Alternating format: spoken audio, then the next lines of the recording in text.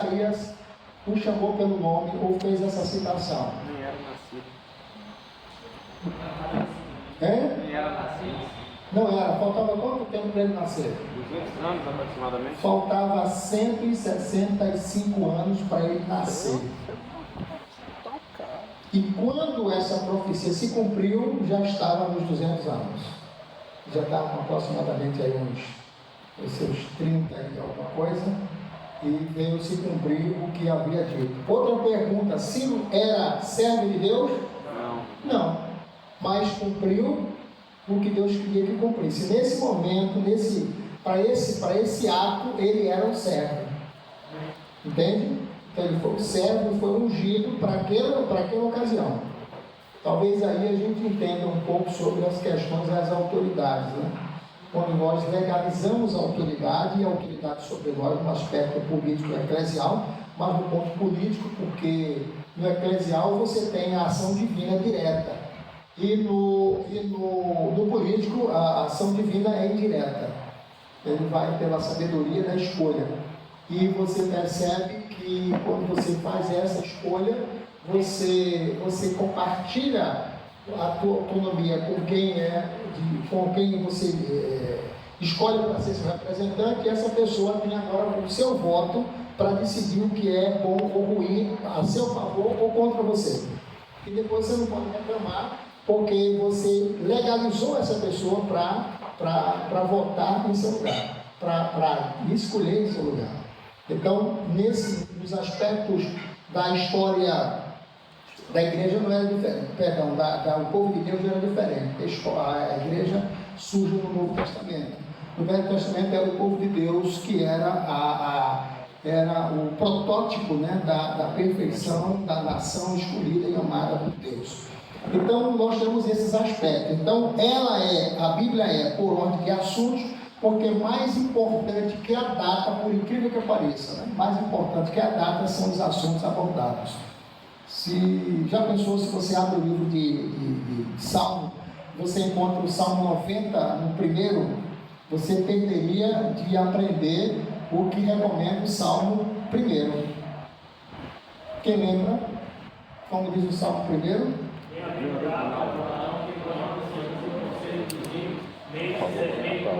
É um bom começo, né? É um bom começo. Ok? Outro aspecto interessante que a gente pode observar nesse ponto de assunto, né, é que para as pessoas que não têm muito conhecimento, se você pega, às vezes você quer comprar uma Bíblia facilitada, não é facilitada o pagamento, é facilitada a linguagem, tá? E aí você pega a Bíblia cronológica, agora tem uma Bíblia cronológica, ok, que diferença faz isso? Isso vai atrapalhar a sua cabeça.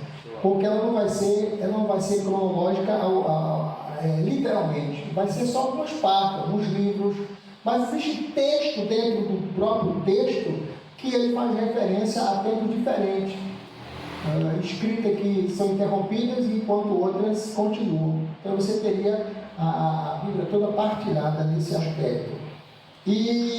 Ou a Bíblia por ordem alfabética. Então quem tem pouco conhecimento, pouca intimidade com o manuseio da Bíblia vai ter dificuldade. Então, por esta razão, biblicamente, nós podemos perceber que é muito mais divino a escolha por assunto do que qualquer outra forma apresentada. Outra questão que eu quero apresentar também é que nas Bíblias de edição católica romana, Bíblias católicas, deixa eu aproveitar e fazer uma pergunta para vocês aqui. Tudo que tem na Bíblia católica tem na sua Bíblia? Sim ou não? Não. E tudo que tem na sua Bíblia tem na Bíblia católica? Tem. Tem tudo? Tudo? Tem ou não tem?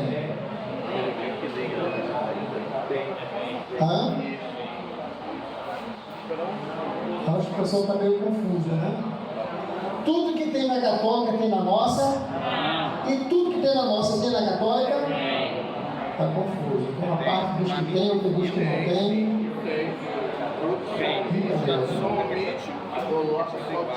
E aí, então, por incrível que pareça, tudo que tem na sua Bíblia, tem na Bíblia Católica. Tudo. Tem? Só muda a ordem e alguns acréscimos que a gente vai estar discutindo aí. Ok? Por exemplo, se você chegar na Bíblia Católica, você vai encontrar, na nossa você encontra 1º e 2º Samuel. Depois, 1º e 2º Reis. Aí na Bíblia Católica você pode encontrar 1º, 2º, 3º e 4º Reis. Ok? Só que 1º e 2º Reis não é o 1º e 2º Reis. Nossa, é 1º e 2º Samuel. Se você encontrar lá, por exemplo, Esdras, né? Esdras 1, 1º Esdras, 2º Esdras. Quem é 2º Esdras? Neemias. Então são esses pontos que você vai encontrar diferença entre outras questões apresentadas. Outra questão que eu falo muito quando eu estou ministrando livros poéticos é sobre os salmos. Eu acho que eu citei na outra aula.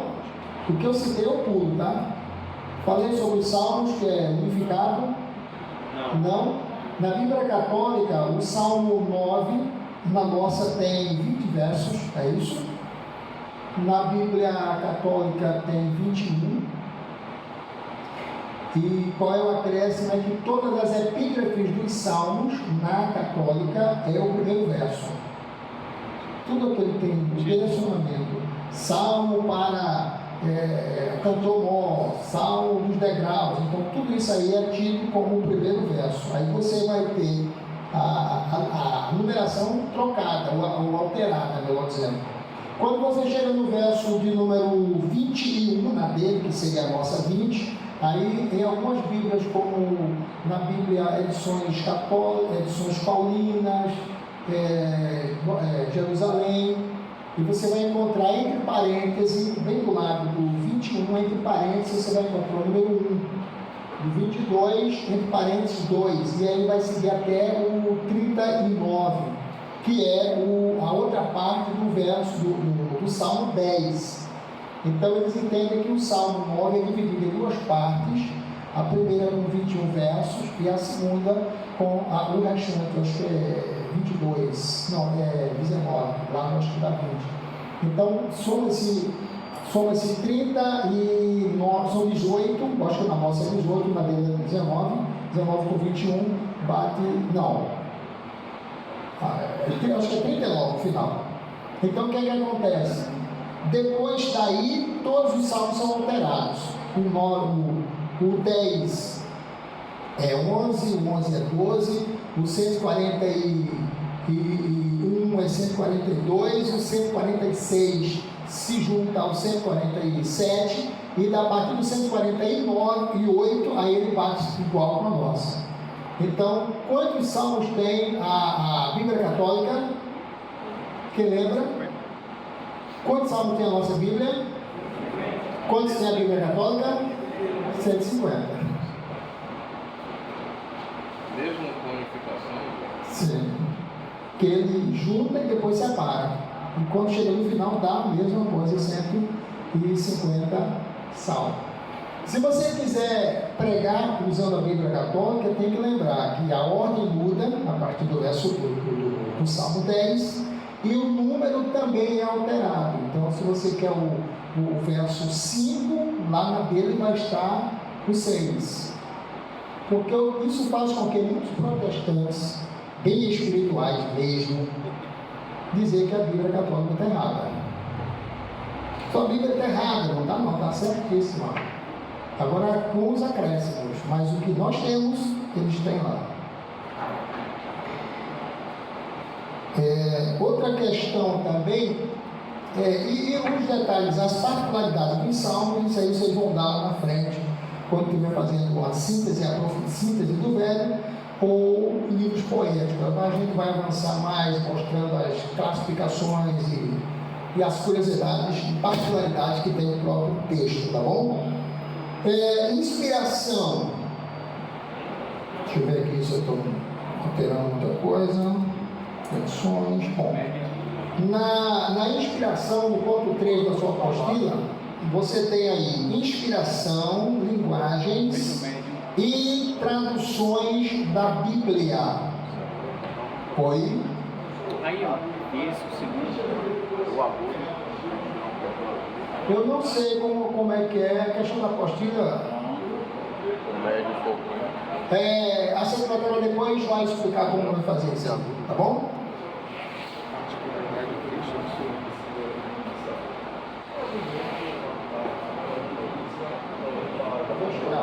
Vou chegar lá.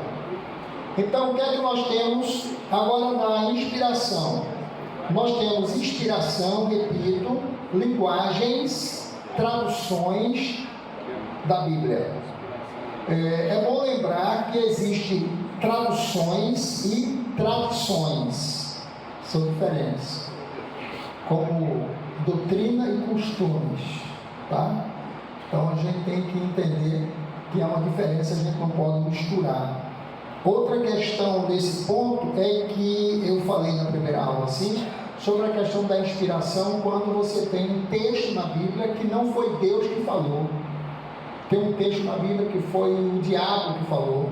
Então esses pontos aí, eles aparecem como inspiração de registro. Isso eu falei na primeira aula. Então é inspiração de registro, não é inspiração divina, tá? A inspiração divina está para registrar e não para verbalizar as verdades, até porque não é verdade. Alguma dúvida? Não.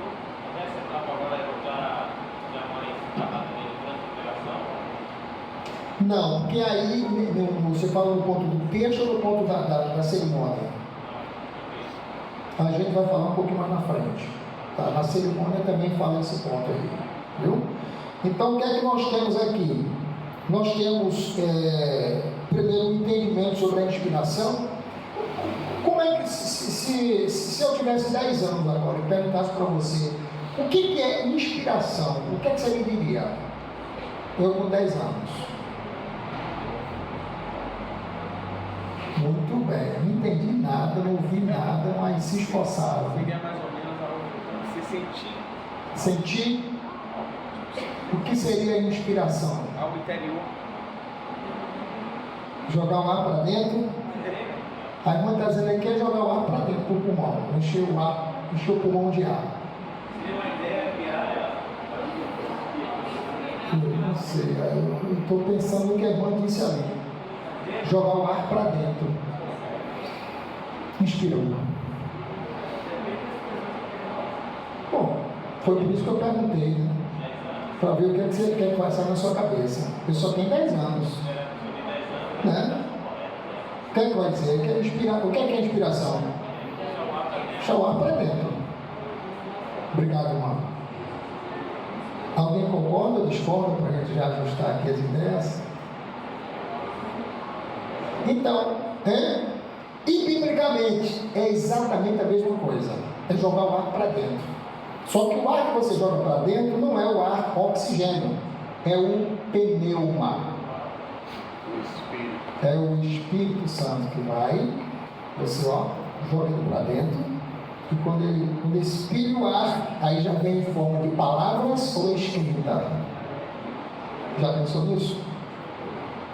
Os profetas inspiravam, por isso que é chamado inspiração literalmente. Inspiravam o Espírito Santo para dentro dos pulmões, e quando expiria o ar, ele já vinha palavras de forma profética, profetizando ou escrevendo. Vocês estão com a cara de quem não sabia disso? Não sabia disso. Então é isso aí.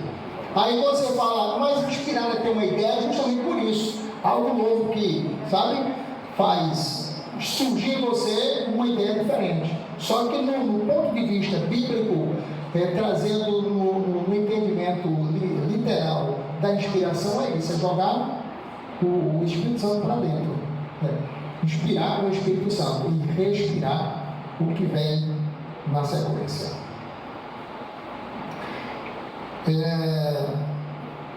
Aqui diz que a Bíblia, na sua brochura aí, que a Bíblia é, sem dúvida, um dos mais apreciados legados literários da humanidade.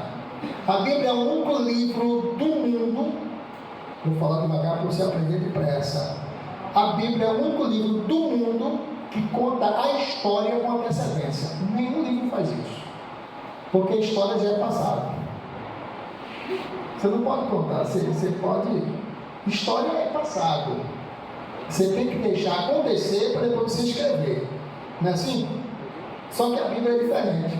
Antes de acontecer, ela já está contando. Ela conta a história com antecipação. Ninguém também não sabia disso.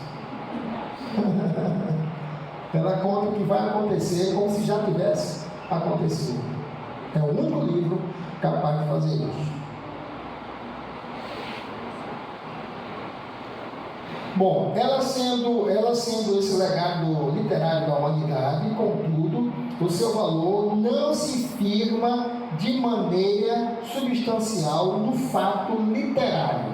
Ela não está ligada às regras. Prova tanto que eu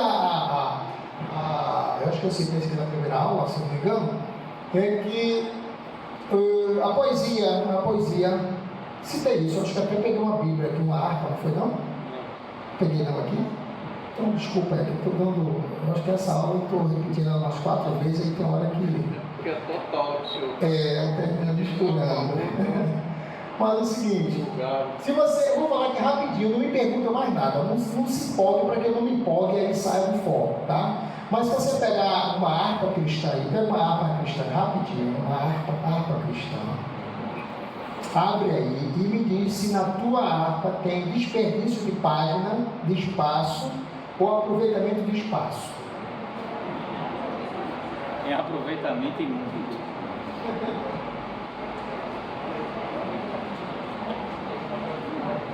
E aí, nessa aqui tem desperdício de página. E tem aproveitamento. Essa aqui tem aproveitamento de espaço. Pois é. Aí eu vou fazer uma perguntinha aqui, pergunta primária, uma pergunta bem primária. O que é mais inteligente? É a harpa com aproveitamento de espaço ou com desperdício de espaço? Não ouvi nada. Com aproveitamento ou com desperdício? O que é mais inteligente? É a harpa com aproveitamento de espaço ou desperdício de espaço? Porque às vezes possa ser que esse espaço de bate possa ser para uma anotação ou algo assim. Então vamos ver se isso bate. Quem está com a Bíblia com a harpa aberta aí? Alguém aqui? Levanta a mão só para eu perceber. Pronto, com a harpa, segura aqui que eu vou. Que hino você tem na mão, na sua frente? Hein? 39. Veja na sua, 39. Eu já tinha guardado, foi. Meu Deus, você está com pouca fé. 39. Vou te mostrar como é que funciona, tá? Principalmente no hino congregacional. 39. O 39 é um quadrúplo duplo. Se você contar aí, tem 8 linhas. Vê para mim, conta aí.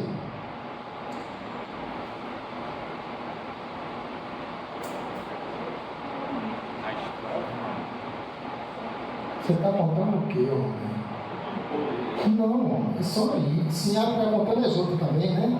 Ah, tá. É 8.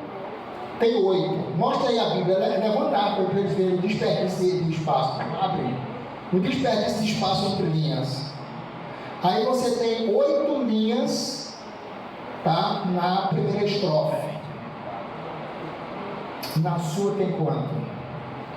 6 ou 7?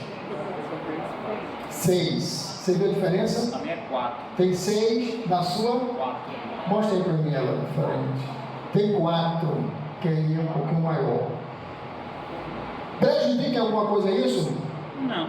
Vamos ver se prejudica. Veja o final da primeira linha sua. Que palavra tem? Final da primeira linha. Não, peraí, devagar. É só uma palavra. Só uma palavra. Temperante. Cadê? Aponta para mim. Não, meu filho, é no final da primeira linha. Primeira linha, que final é? Cordeiro. Cordeiro. Na segunda linha, o final, padeceu. Na terceira linha, sangue. Na quarta, venceu, verteu. Depois, lavados. Você tem aí uma temporização que você não vai encontrar isso em outra harpa. Aí você vai perceber aqui, falar rapidinho, porque a gente nem está dando música, nem está dando livros poéticos. Quando você observa os textos, ele vai fazer rima alternados, a primeira com a segunda, ou a segunda com a terceira, ou vai fazer, nesse caso aqui, rima temporal, rima de tempo, tá? Quando você pega uma Bíblia, uma harpa dessa, qual é a última palavra da primeira linha? Hein? Por. A última da segunda. Sangue, a terceira. Aí você vai perceber que você nunca vai conseguir cantar harmoniosamente seguindo o estilo congregacional, porque os finais são diferentes. Você não vai ter uma harmonia no tempo, fechando com a mesma frase, tipo assim, ó. Bendito seja o Cordeiro que na cruz por nós padeceu, bendito seja o seu nome que por nós ali venceu, verteu, bate como padeceu, entendeu? E aí a sequência para todos os outros. Nessas outras você não tem, ok? Não pergunta mais nada, porque isso é de outra disciplina. Nem fala que eu falei. Vamos para outra sequência aqui.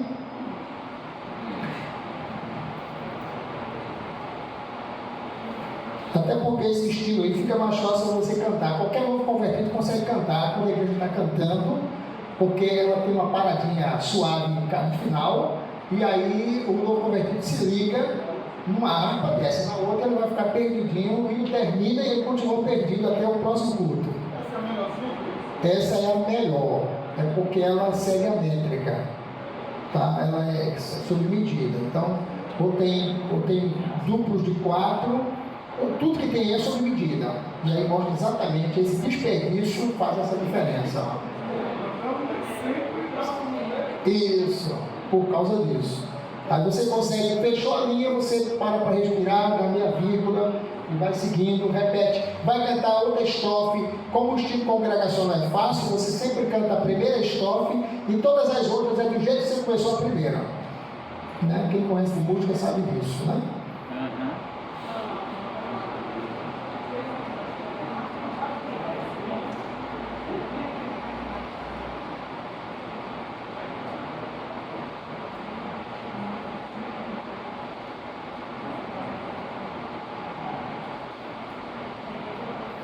Bom, nós observamos que no Velho Testamento os profetas tinham uma consciência do que falavam e tinha, acima de tudo, autoridade, e isso dava esse peso extraordinário à palavra de Deus. Você observa muito no Velho Testamento, eu vi aquela expressão, assim diz o Senhor. É uma expressão que você não usa muito no Novo, não se usa no Velho, dá uma colocação de autoridade, uma verbalização direta do aspecto divino para o humano. Ponto 4, particularidades do texto.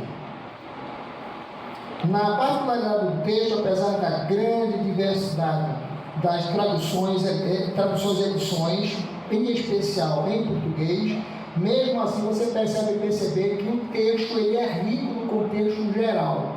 As palavras não são soltas, elas têm sempre um sentido. Quando você não entende algo que foi citado ali, é porque tem aspecto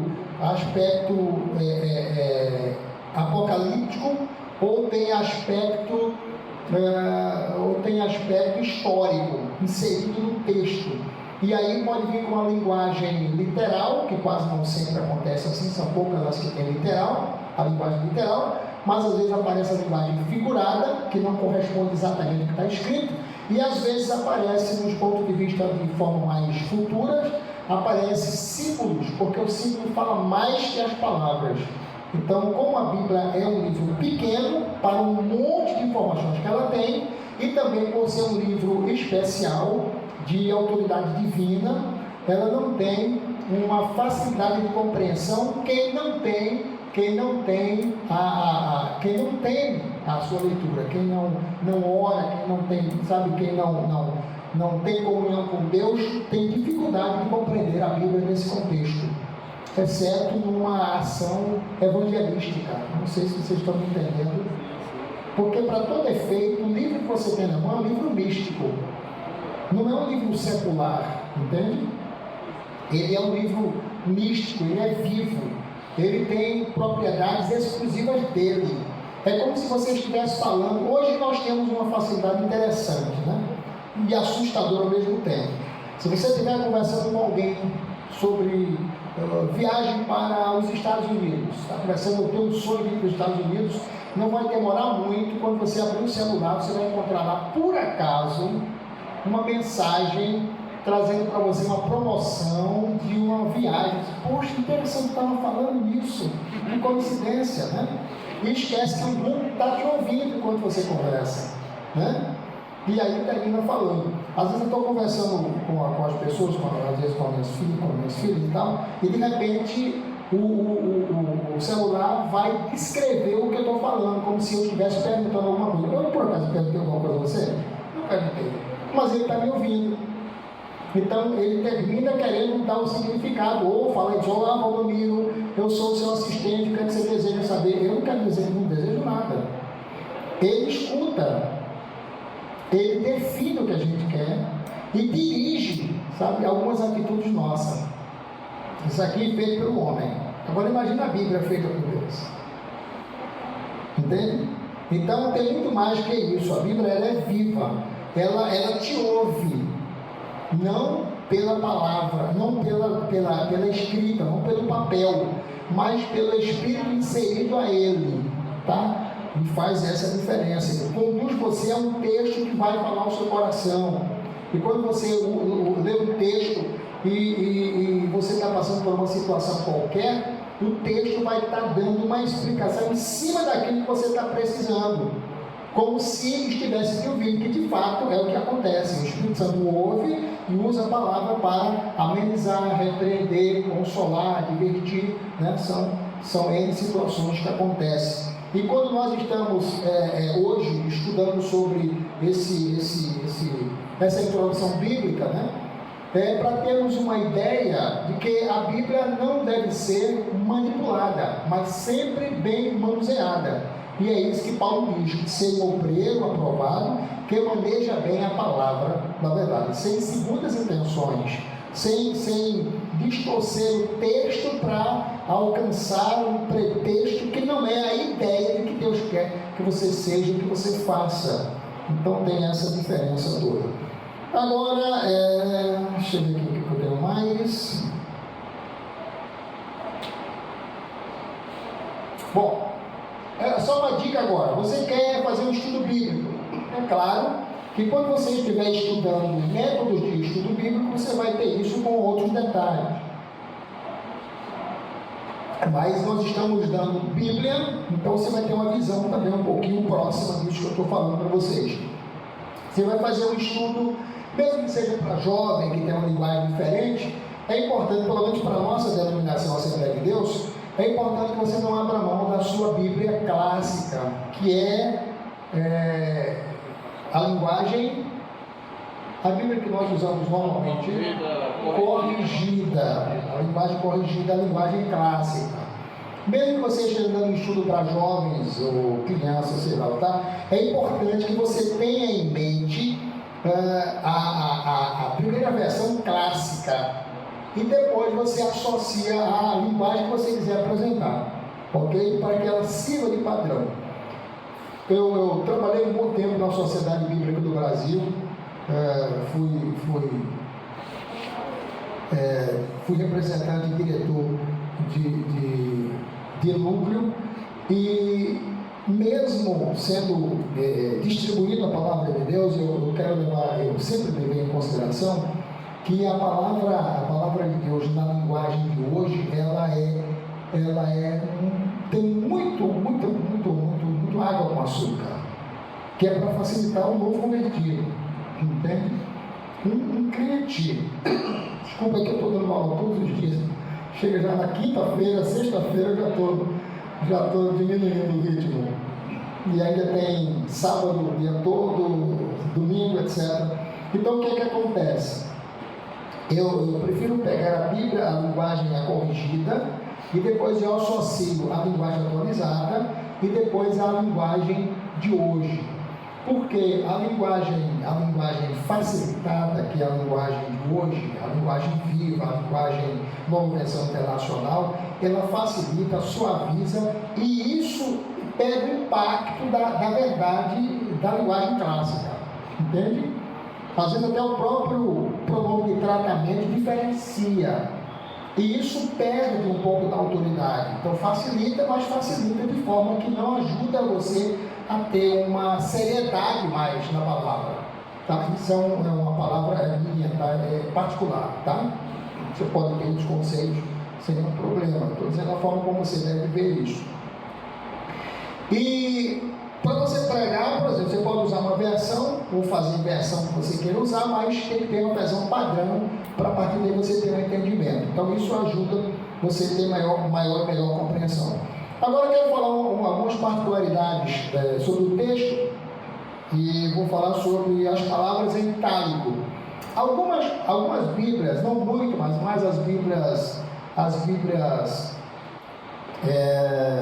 a Bíblia, o mundo cristão é uma das que usa esse método diferenciado, porque ele traz uma compreensão dos textos originais e que é acrescentado. Voltando um pouco para a questão da Bíblia, você precisa ter todas as versões, é importante que você tenha, tá? Para que você saiba como utilizá-la. Agora a Sociedade Bíblica Misericórdia tem a Nova Almeida atualizada. A Nova Almeida atualizada está dentro dos padrões, tá? E os textos clássicos ela está mantendo para que você não perca a identidade. E algumas linguagens para estudo você vai associando isso, mantendo o mesmo padrão de estudo, a mesma veracidade, o mesmo entendimento. Por que eu falei da linguagem de água com açúcar? É porque você pega uma Bíblia na linguagem de hoje, ela tem uma facilidade de entendimento. Mas para você estudar, você precisa de mais alguma coisa, algumas versões que você tem que voltar para o original. Tem uma expressão que a gente usa muito, que quando repetido dá um sentido errado. Por exemplo, em verdade te digo. Alguém talvez pergunta, por que não só em verdade uma vez só? Né? Se tem, eu acho que isso aqui, né? Uma vez Deus falou, 2 vezes eu vi. Como é que se explica isso? Falar uma vez se escuta 2. Mas são ênfases que são citados no grego. Se você faz uma correção, você perde esse sentido de originalidade. Entende? Nos paralelos também apresentados como poesia, também tem essas diferenças.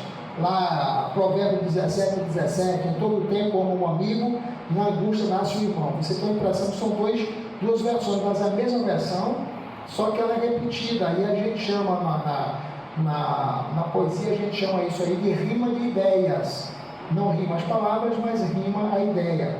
Então, quando você faz uma arrumação desse texto para trazer para a linguagem de agora, você perde a originalidade, e aí você perde o foco, você perde a ênfase, você perde algumas importâncias. É nesse ponto que eu estou falando, tá bom? Então, se você tiver a Bíblia Romanos, abre para mim, Romanos capítulo 8, versículo 1.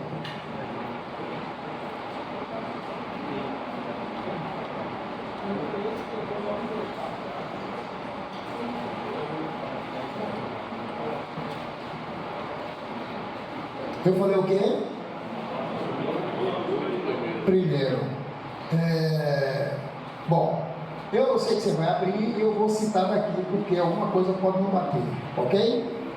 Na Bíblia que você abriu, talvez esteja escrito assim: portanto, agora nenhuma condenação há para os que estão em Cristo Jesus. Ponto. Não andam. Não? Não? Acrescenta? Tem mais coisa? Tem. Então que tem assim, que não anda segundo a carne, mas segundo o Espírito. Isso. Pois é. Essa segunda parte que nós acrescentamos agora não consta no original. Nem no atualizado, pelo que eu vi. Na atualizada também não consta. E agora? Você vai trocar a Bíblia por causa disso? Não. Você comprou a Bíblia corrigida e diz assim: portanto, agora nenhuma condenação há para os que estão em Cristo Jesus, que não andam segundo a carne, mas segundo o Espírito. Aí você vai lá e compra uma Bíblia atualizada, uma corrigida, né? A primeira compra atualizada, e aí você vai ler o texto e diz: portanto, agora nenhuma condenação há para os que estão em Cristo Jesus. E termina o versículo. Qual das duas está certa, qual das duas está errada? É igual, pastor, aquele e o segundo, que é uma briga se ele é o menor versículo ou não, porque tem traduções que ele dá sequência. Sim. Tem traduções que ele para. Sim, Aí dependendo fica da nessa tradução. guerra se realmente ele é o menor, se não é. É que é muito relativo, né, pela tradução. Então, tanto uma quanto a outra estão certas. A questão é, eu me lembro que eu estava dando aula alguns anos atrás, quando eu comecei logo a dar aula, e tinha um aluno que estava estudando letras, e ele me questionou porque a Bíblia corrigida tinha um acréscimo, e isso alterava o pensamento do escritor, o pensamento original. Eu falei, isso só pode alterar quando o acréscimo traz dúvida ou contraria de fato, tá? Mas se você voltar 300 anos no tempo, quando você não vai encontrar Bíblia nenhuma, e a única que você encontra é a linguagem clássica, difícil de compreender. Então, na tradução, o tradutor entendeu que, portanto, agora não é condenação para os que estão em Cristo Jesus, e ele acrescenta o entendimento para a melhor compreensão do texto. Quem está em Cristo Jesus já anda segundo a carne e não anda segundo o Espírito. Então, em algumas Bíblias pode aparecer isso em itálico, mas isso não compromete. Como ele falou? Eu troquei, foi. Então vou te corrigir aqui. Portanto, agora não é a condenação há para os que estão em Cristo Jesus, que não andam segundo a carne, mas segundo o Espírito. Ele acrescenta o texto, dizendo esse texto, para que você tenha um entendimento, porque quem está em Cristo Jesus já não anda segundo a carne, segundo o Espírito. Corrigido? Obrigado. A gente fica pensando em muita coisa e termina não pensando no que está falando. Então você pode encontrar em alguma Bíblia essa parte em negrito, em itálico, vai entender essa questão. Vamos aproveitar, vamos aprender. Aprender a Bíblia é meio complicado, né? É bom. Não podia dizer isso não. Esquece isso, eu não falei isso não. Não falei, não foi isso que eu falei. Essa parte de acrescentar, ela fica em itálico lá. Fica em itálico em algumas versões, que classifica que não está no original, mas não compromete as verdades do original.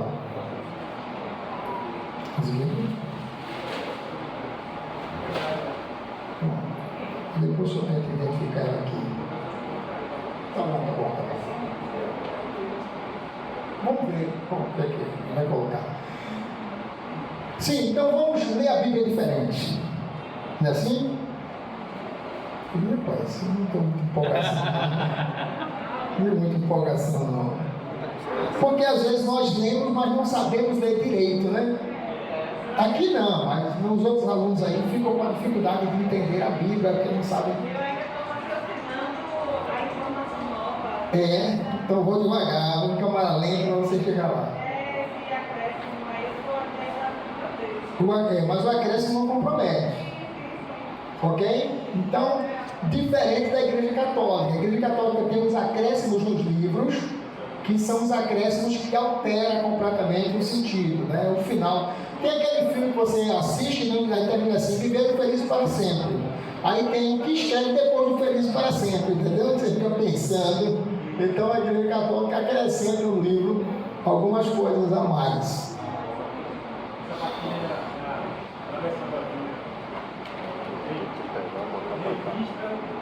Sim. Eu não entendi a pergunta, não.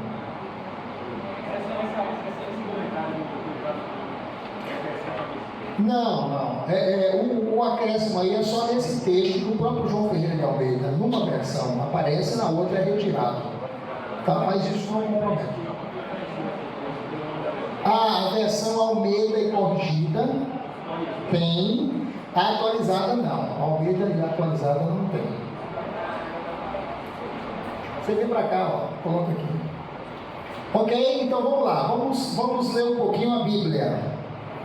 Você já percebeu que na sua Bíblia, deixa eu ver aqui, para não ficar muito distante do que eu quero, tem que ficar com a mão aqui, para não voar, não sair do lugar, né? Em algumas Bíblias você tem, e eu acho que nessa você está com ela agora também, vamos pegar um texto aí, vamos pegar um texto de Salmo 119, só para a gente ter uma ideia.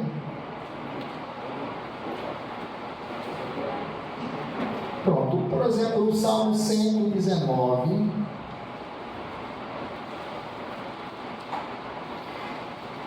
Em algumas Bíblias vai aparecer algumas particularidades, alguns nomes diferentes, é verdade, mas eu não quero me deter a isso, quero me deter aos espaços entre os textos.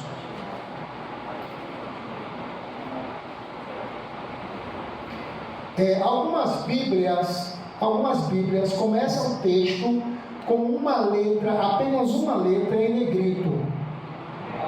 Parece aí? Tá? Aí você lê um trecho inteiro, lá na frente, outro versículo aparece do mesmo jeito. Vê se você acha aí. Isso. Achou aí? Aponta para mim. Certo. Pronto. Então você percebe que nesses pontos, se sua Bíblia for esboçada, ela vai estar com uma epígrafe. Se ela não for esboçada, mas for melhorada, ela vai estar com essa diferença. Você vai encontrar essa diferença na letra maiúscula, em negrito, ou você vai encontrar apenas nas que são como se fossem parafraseadas. Você vai encontrar um espaço maior no final dessa linha. Vê se confere aí. Sim. Não, aqui não. Aqui, ó. Cadê o... Começa aqui. Cadê o primeiro? Aqui. Esse espaçamento aqui. Tá vendo? Porque esse espaçamento vai gerar um entendimento de que o texto que você está usando é um texto, quer dizer, é um texto que ele traz. Deixa eu um pouquinho lá isso aqui.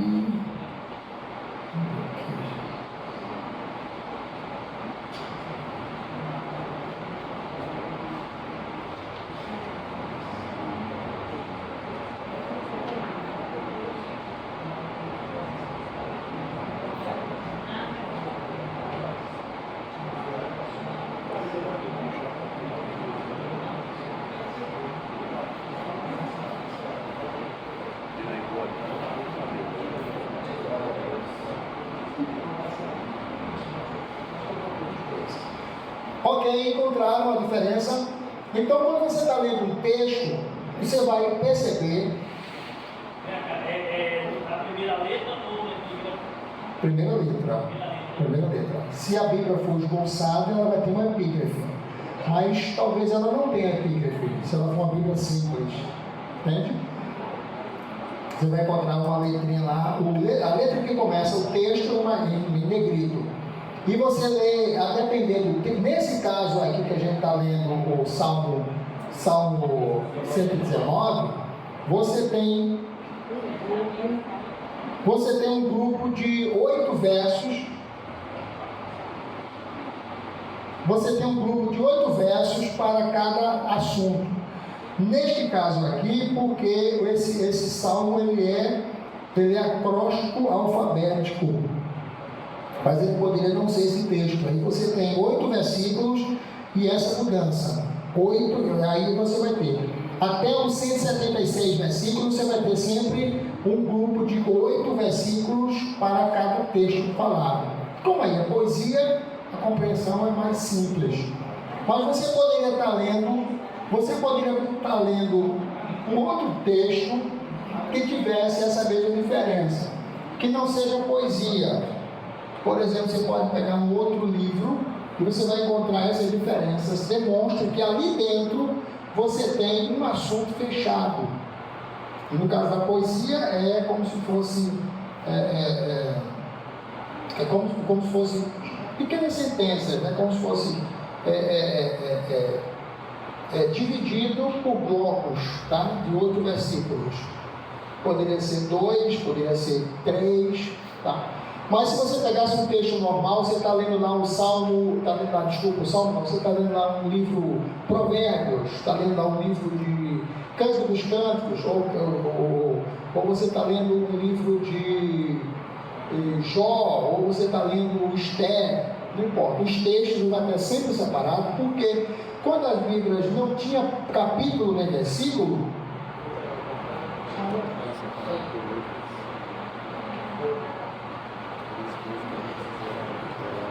está dando para acompanhar mais ou menos? Pronto. Isso vai dar a vocês um entendimento seguinte: como a Bíblia antes ela foi escrita e não tinha divisão em capítulos nem versículos, então ficava mais difícil para acompanhar. Aí depois ela foi mudando. Nessas mudanças, muita coisa saiu do lugar. Então as Bíblias mais modernas, elas já vêm com esse melhoramento do entendimento daquela ideia. Ok? Professor, Dúvida? e essa letra aqui? Porque a minha tem a primeira letra de negrito e a dele não. Tem alguma diferença aí? Não sei, só olhando aqui para ver, né?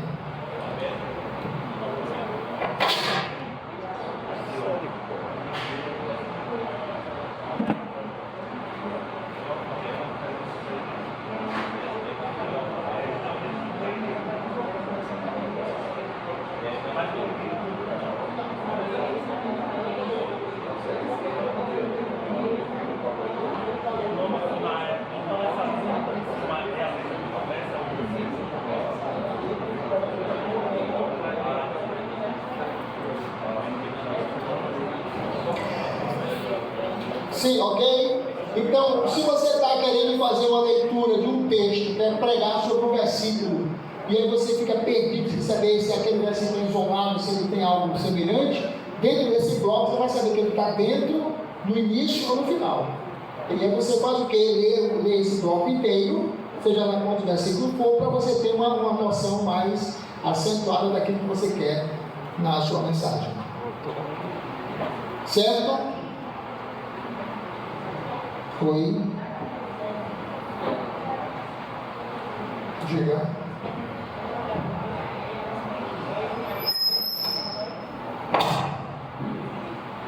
Não é isso que eu estou falando, não. Porque eu terminei fazendo a escolha errada. O versículo, o Salmo 119 é um salmo alfabético, é acróstico. Então os blocos já são divididos em 4, tá? É porque eu terminei pegando o livro diferente. Mas pega outro texto aí, esquece o Salmo e pega outro texto aí. Pelo fato de, antigamente, quando foi escrito os pergaminhos da Bíblia, não ser separado por números, utilizou-se das letras hebraicas justamente para fazer essa divisão? Não. Aí é porque é de outro gênero, é o gênero poético. E esses textos são separados por essas letras diferentes, que é a letra do alfabeto hebraico, é porque o texto é acróstico. Cada nome daí corresponde à letra do texto original, como começa o texto original. É porque, na verdade, eu vou fazer uma comparação, acabei usando um livro errado. Oi? Não, esquece o Salmo, abre outro livro. Porque o Salmo vai me levar para outra situação. Outro livro. Qualquer outro texto.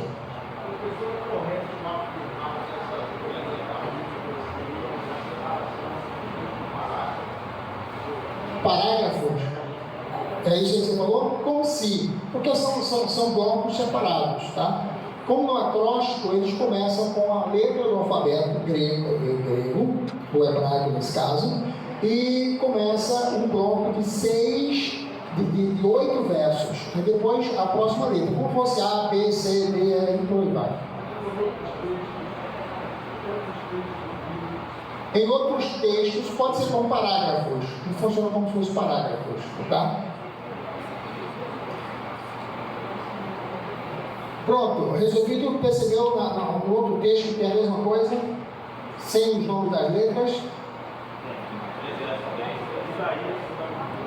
Pronto, então é uma regrinha para você poder entender onde estão os textos. Diga aí. Esquece o salmo, vai para outro texto.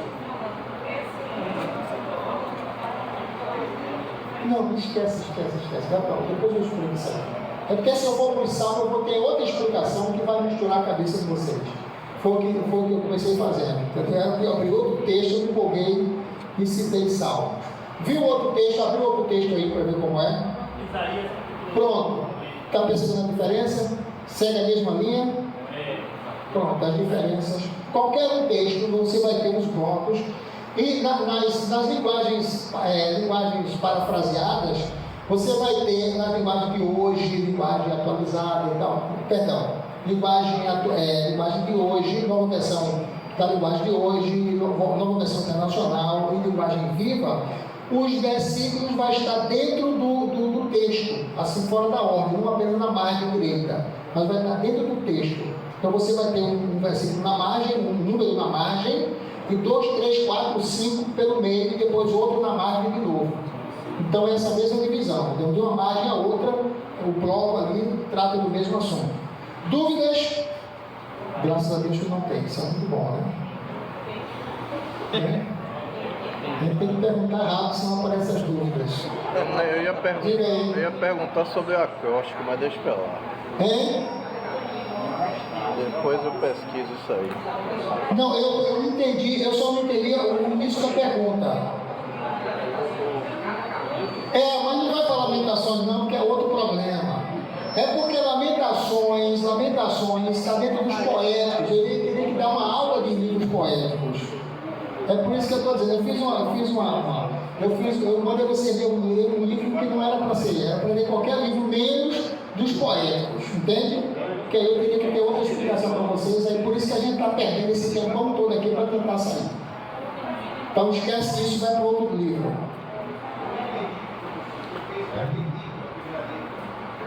Porque são blocos diferentes, tratam do mesmo assunto.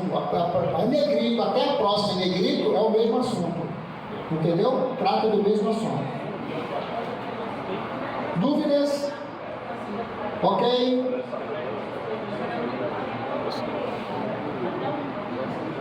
Falou. Mesa boa, né? E aí? Se acharam já? Diga aí que está dando o microfone quando eu cheguei perto. Já tirei, já.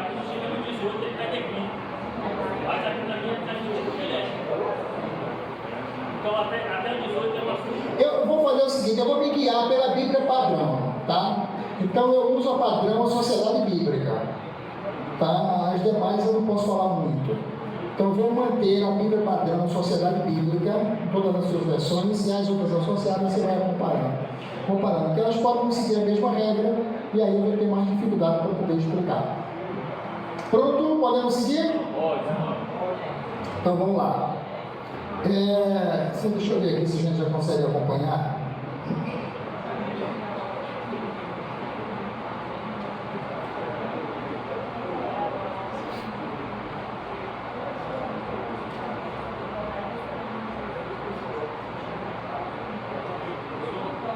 Oi.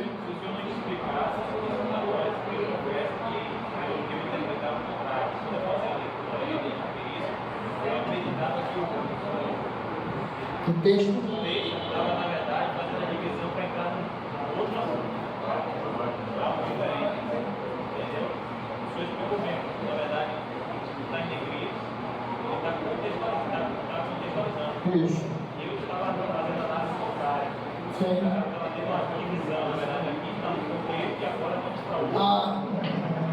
Ok. Tá de um para o outro. Então, na outra questão que eu quero acrescentar aqui. Oh, maravilha.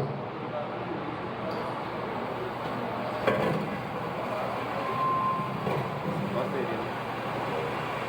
Tem matraca. Pronto aqui. Agora foi bateria, deve ser bateria. Bateria, microfone, acho que.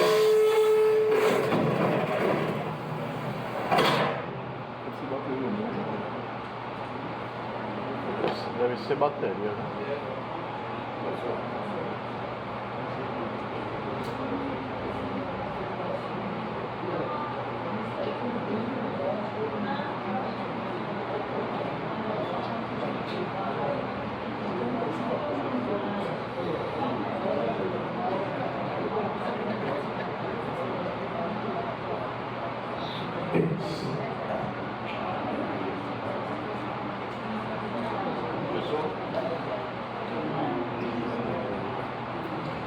Ok, vamos acompanhar, se eu soltar aqui o para o próximo.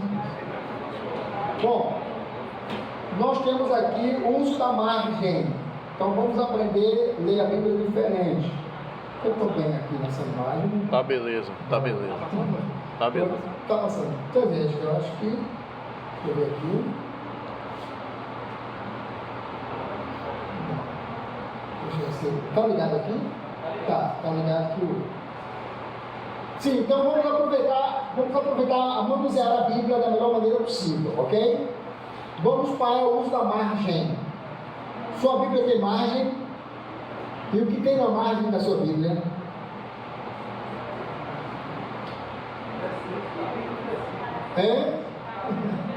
Capítulos, versículos na margem? E no meio tem o quê? Depende, tem Oi. Bíblia que tem Bíblia que não, né? Mas não pode ter o capítulo e versículo, tem que ter outra coisa. Referência. Tem referência. Ah, Isso. Essa aqui tem que é de estudo.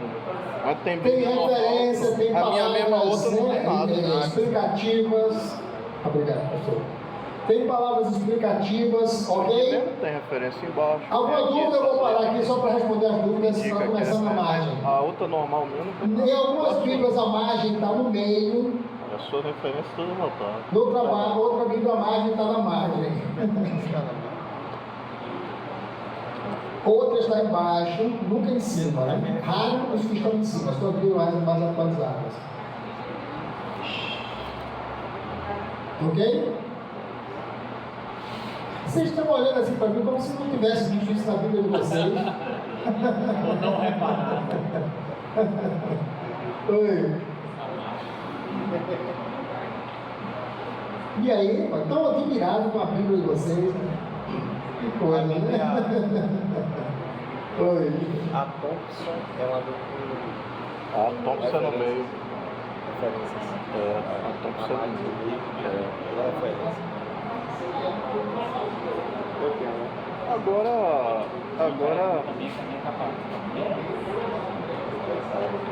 eu dei a Dalton, Eu vou fazer uma observação ali. É quando eu falo margem, porque eu estou no geral, né? Mas aí você, tecnicamente, você tem o cabeçaio em cima e você tem o rodapé embaixo e a margem do lado. Quando eu falo margem, literalmente, do ponto de vista...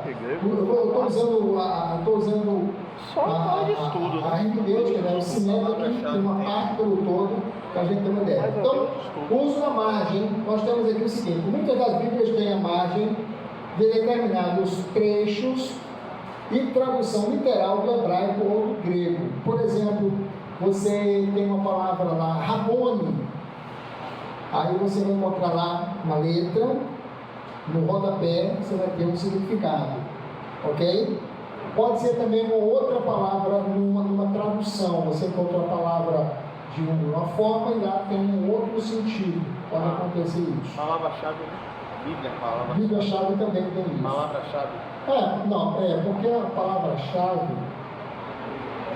palavra-chave, levando para a enciclopédia, porque a palavra-chave em si, na enciclopédia ou no dicionário, é a palavra destaque.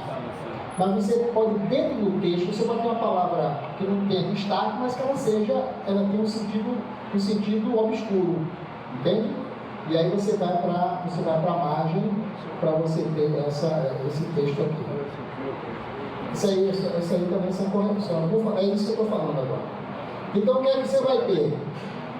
Nas Bíblias corrigidas, você tem você tem uma seleção de referências. Só que a seleção de referências da Bíblia corrigida é uma seleção aleatória. Por exemplo, se você estiver lá falando sobre amor, aí você vai ter, vê se na tua Bíblia, no texto, no meio do texto, vê se tem alguma coisa que você acha diferente. Uma letra, um número. É a minha de estudo. Olha aí no texto. Hein? Você encontrou uma letra diferente do padrão? Que letra é essa? Tem um I. Isso quer dizer que já vem uma sequência de vários assuntos explicativos e esse do I está no rodapé ou está na margem central ou lateral. Achou? Vê se acha um I. O mesmo I está lá. Não, está embaixo, não? Não, está no centro. Não, mas cadê o versículo? Mostra o versículo para mim. O versículo aqui, então ele está aqui dentro, ó. Ele está aqui dentro. Achou?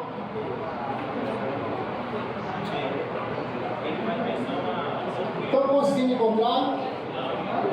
Não tem não na sua? Que Bíblia é a sua?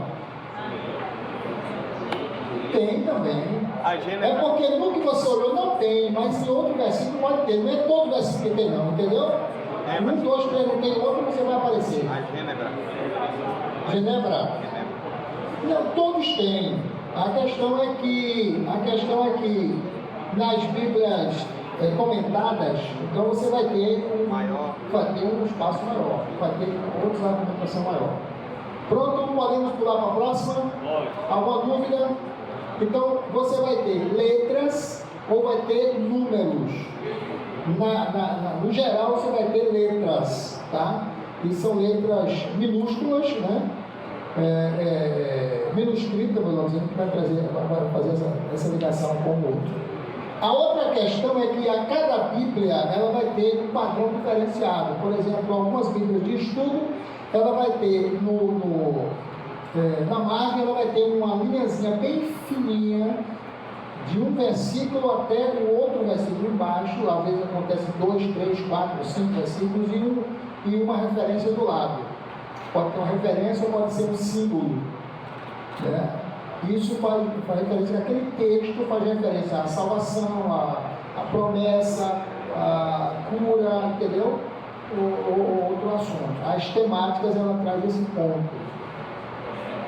Algumas Bíblias, como por exemplo a Bíblia Shed, que é a antiga Vida Nova, e algumas outras, você vai ter dentro do texto a Bíblia anotar, a Bíblia Mundo Cristão, por exemplo, e outras semelhantes, você vai encontrar dentro do texto, no final, ou do lado do versículo, ou no final do versículo, você vai encontrar um asterisco ou algum outro símbolo que você vai ter essa repetição embaixo.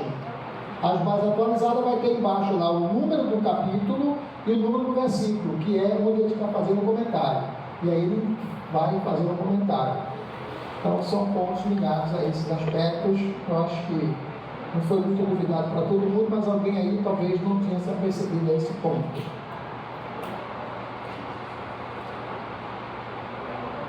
Bom, em alguns casos, a tradução pode ser de um assunto um pouco duvidoso, pode não ter uma ligação direta, porque isso aí não tem nada a ver com o texto, mas foi do editor.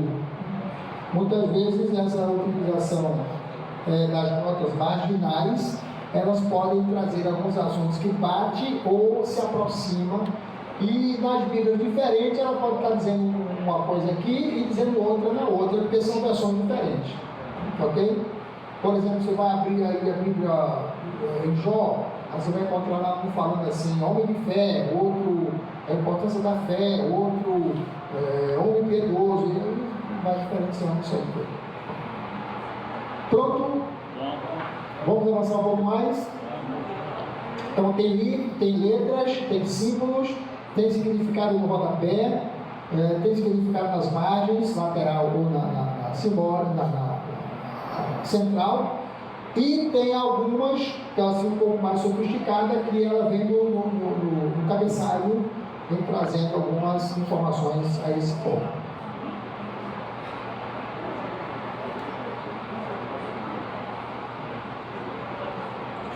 Sumário dos capítulos.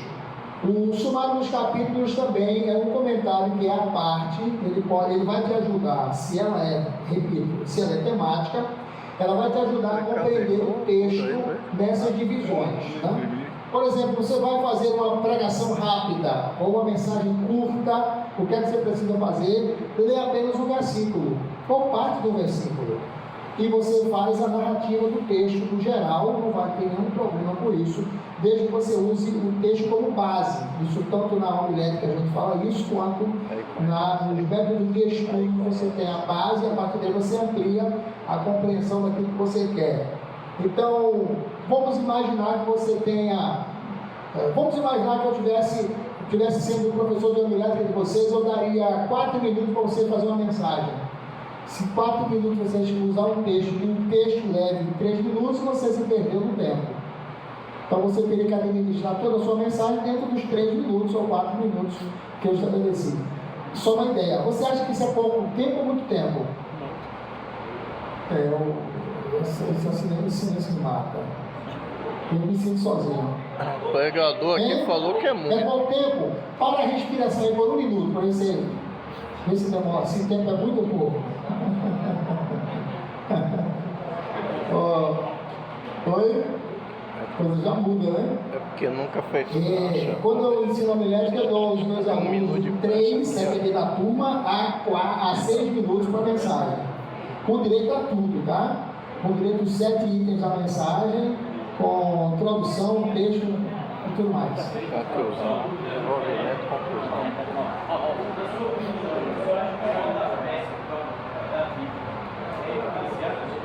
É influenciado? Não. Não, ele não é influenciado, ele é tendencioso. Tendencioso. A pentecostal tem a tendência dos pentecostais, as tradicionais têm as tendências, todas elas. Qualquer Bíblia comentada é tendenciosa. As menos tendenciosas são as mais equilibradas, como por exemplo a Shed. Shed ela não tem um equilíbrio um pouco mais, a tendência dela é mínima. Mas você também não pode ter uma Bíblia que seja neutra. Por exemplo, a Bíblia Shed é um pouco tendenciosa, a Bíblia Mundo Cristão é uma Bíblia um pouco neutra. Por exemplo, se eu quero fazer uma pesquisa para mensagem, eu vou ter dificuldade tanto num quanto no outro. Só que eu preciso pegar uma Bíblia tendenciosa e saber qual é a tendência dela, para saber o que é que eu posso utilizar. Se ela é neutra, para mim ela nem é carne nem é peixe. Eu preciso também ter uma linha de entendimento. Então não é muito relativo isso aí. Agora todas elas têm sua tendência. É normal. Entendeu? Como qualquer pregador tem sua tendência. Né? É porque depende do comentarista, né? Eles que fazem os comentários, vai inclinar para onde ele acha, onde ele julga mais importante, ok? Por exemplo, você pode pegar um comentário citado o seguinte, falam sobre isso, mas isso, não se posiciona. Essa é neutra. Entendeu? Já outros dizem, falam sobre isso e isso, mas a nossa tendência, uma tendência dos pentecostais, uma tendência dos presbiterianos, uma tendência dos segue essa linha de raciocínio. Então, aí tem essas questões. Ok? Sumário dos capítulos, como eu falei, ele diferencia, mas ajuda também a te dar um entendimento. E isso também é bom porque muitas vezes nós perdemos muito tempo, não quando está lendo a Bíblia, porque lendo a Bíblia você não perde tempo. Você perde tempo quando você está pegando a Bíblia para ministrar, aí você perde tempo. Porque às vezes você está estudando. Quantas vezes tem pessoas que vão pregar uma mensagem e eles são ricos em detalhes desnecessários para aquela mensagem? Perderam tempo. Estudaram assuntos que não convêm naquele ponto. Entendeu? Estudaram muito, tem muitas informações, mas não vai acrescentar em nada, só perder tempo. Atropelou a mensagem. Então a gente tem que ter esse cuidado em cima desse ponto que eu estou falando, como você deve aproveitar para melhor manusear a Bíblia Sagrada. Aí você tem aqui a separação dos textos pelos editores, né? Não tem nada a ver com a inspiração da Bíblia, do texto original, mas cada Bíblia tem a depender do sumário, tem uma inclinação. Tá? Foi de estudo, ela tem uma inclinação e você precisa acompanhar para ter um raciocínio em torno disso. Também tem aqui as epígrafes, que elas podem associar ao texto e te dar um entendimento de forma mais acentuada. Alguns sumários eles podem trazer referências diferenciadas que às vezes não batem com aquilo que você imaginava, ou às vezes até pode não bater com o próprio texto. A gente tem aqui o exemplo aqui da parábola dos 10 talentos e dos 10 talentos, alguém lembra disso, né? Se você for para o texto, talvez não bata 10.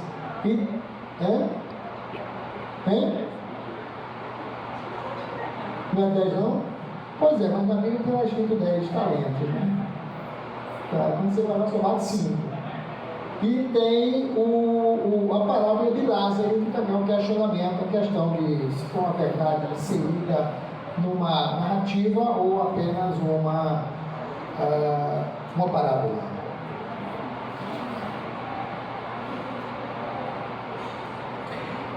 Esse ponto aqui eu vou passar porque a gente discutiu na primeira aula, a divisão dos versículos, ok?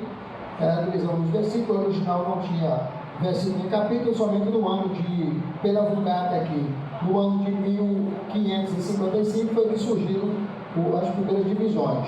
E daí para frente algumas alterações. Muitos casos, na divisão tanto do capítulo como do versículo, eles podem quebrar o sentido ou a parte original do raciocínio, na linha de pensamento. Às vezes ele pode alterar. Por isso que é importante que você conheça a sua Bíblia e veja onde ela começa, onde ela termina, porque às vezes tem pontos que podem não lhe ajudar muito. Aqui eu tenho um exemplo do capítulo de Isaías 53, o capítulo de 53, ele teria um melhor entendimento, não está errado, é apenas a posição do capítulo. Ele tem um entendimento, começando, algumas Bíblias já marcam, começando no 53, verso 13. Aí você vai encontrar algumas Bíblias com uma epígrafe do 53, 13, e o capítulo 52, 13, e o capítulo 53 está dentro do texto, sem nenhuma epígrafe nela. Alguém já viu isso na Bíblia? Encontrar um capítulo sempre sem epígrafe? Ele faz parte do texto, vou para trás. As tradicionais são assim. Que é o caso aqui. As Bíblias, a corrigida é assim. Foi. Exatamente. Aí ela cobre aí, engole o início do capítulo. Entende? E aí você tem vários diferenciados nesse ponto. João 8 começaria em 7:53, 2 Reis 7 deveria começar no capítulo 6, versículo 24, o capítulo 3 de Colossenses termina no capítulo 4, versículo 1, ou seja, o versículo 2 para frente, que é o início do capítulo 4. Falei grego agora? Tá bom. Professor, é igual o João, que tem um tanto de Bethesda ali do 4, teria que continuar o 6 para ter encontrado o 5 ali no meio. Exatamente. Aí você ignora o 5 e você agrupa para poder ter um melhor entendimento. De igual modo, Atos 5 começa no 4:36. Vocês entenderam as variantes? Então é só estar atento a isso. Não precisa se limitar apenas ao que está no capítulo, no versículo, mas no contexto da própria mensagem para ter uma melhor compreensão.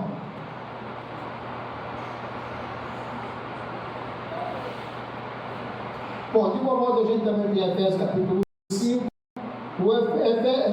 Efésios capítulo 1, versículo 5, ele poderia começar com as duas últimas palavras do versículo anterior, versículo 4. Dá uma olhadinha aí, só para ter uma dúvida, só para tirar uma dúvida.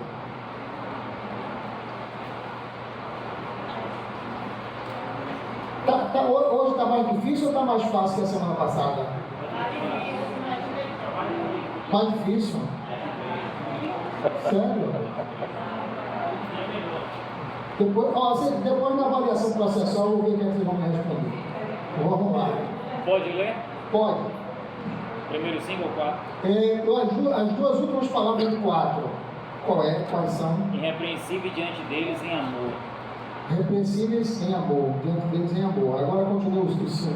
E nos predestinou para filhos de adoção por Jesus Cristo. Então o entendimento seria interessante que essas duas últimas palavras estivessem dentro do texto do versículo 5.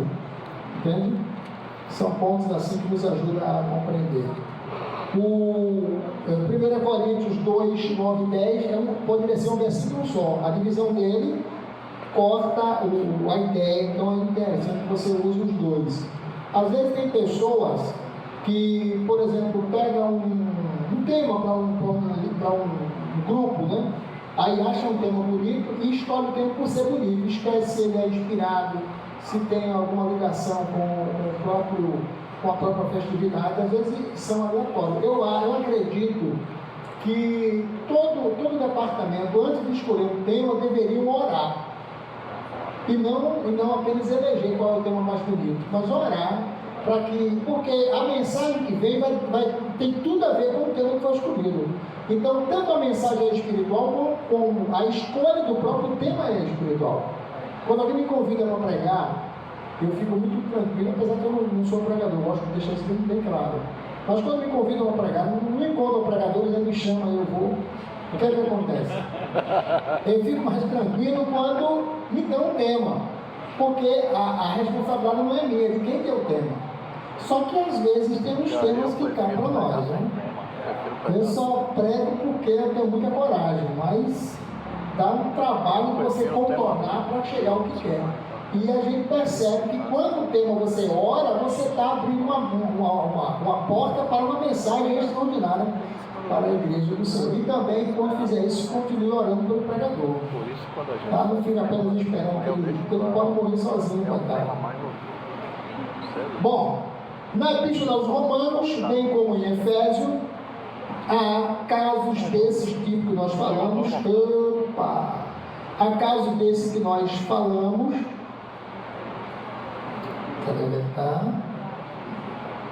Bom, a ideia é a seguinte, a mesma, né? A mesma linha, a divisão em parágrafos é útil para a melhor compreensão da mensagem, até porque para você poder então discorrer, compreender, entender, né?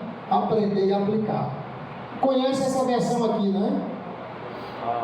AMA. Almeida revisada atualizada. Almeida revisada atualizada, né? Revisada atualizada. Então tem parágrafos nela que você vai entender em todas elas que vai estar diferente da corrigida. É essa então, aqui mesmo. Às vezes você compara uma Bíblia com outra, você pode ter um versículo que começa termina com uma vírgula numa versão e na outra é ponto e vírgula, e na outra pode até ser ponto. Isso pode acontecer muito nesse ponto aí.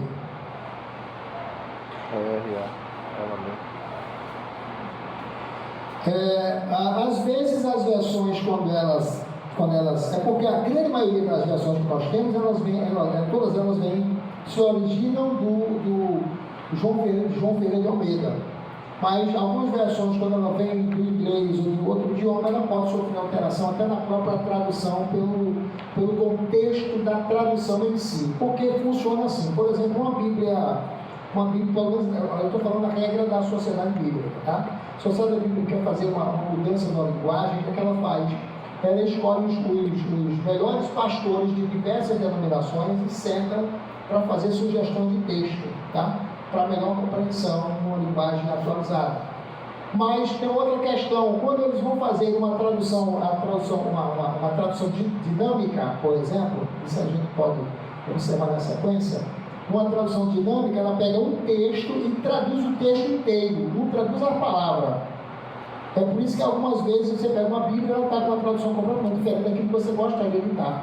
Não é porque houve erro da tradução, é porque tem duas formas de tradução, a tradução literal, né, e a tradução dinâmica.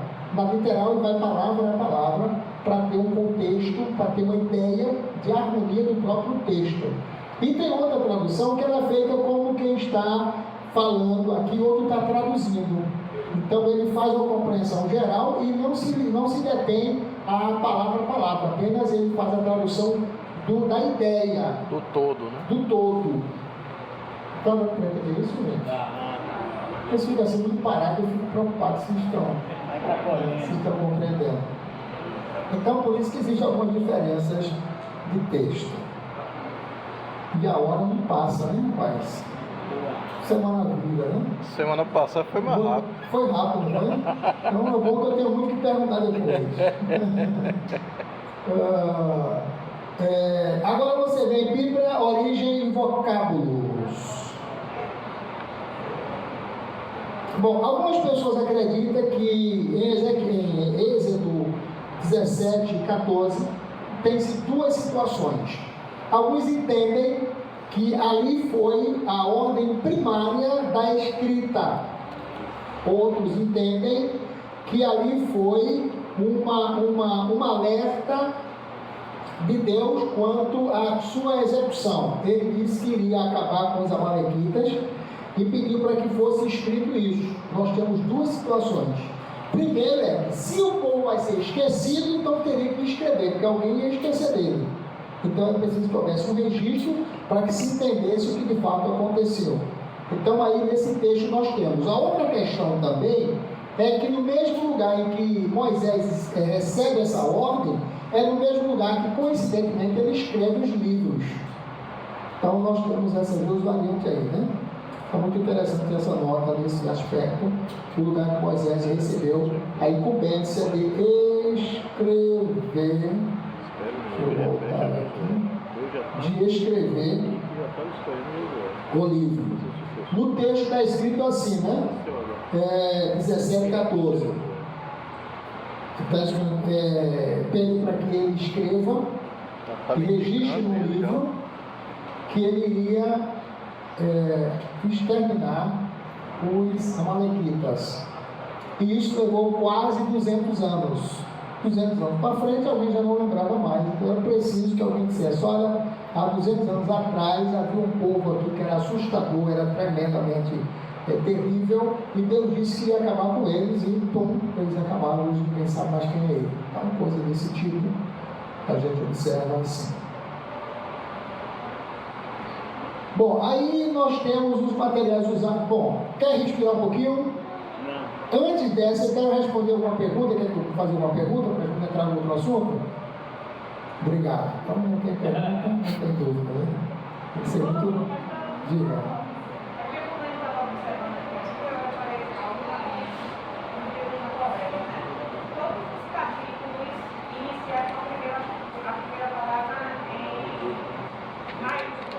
A primeira letra. Primeira palavra. Não, algumas é porque é o seguinte, existe, lá na frente eu vou falar sobre o estilo de escrita, e alguns têm esse hábito de escrever, mas é muito variável. Só as Bíblias mais antigas, quando tem escrito Jeová, aparece com maiúsculo, ou Senhor aparece com maiúsculo, que é um estilo de escrita de época.